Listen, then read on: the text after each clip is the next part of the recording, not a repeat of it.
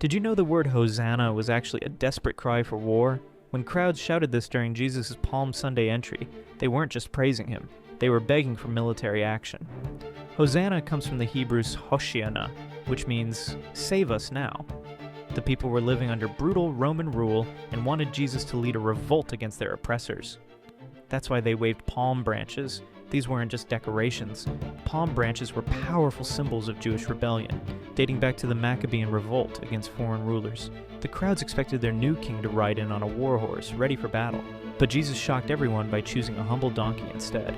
This wasn't an accident, he was deliberately rejecting their political expectations. When the people realized Jesus wasn't going to overthrow Rome, their cheers turned to rage. The same voices that shouted Hosanna on Sunday were screaming crucify him by Friday. They wanted a political savior, but Jesus came offering something completely different: spiritual salvation. His kingdom truly was not of this world.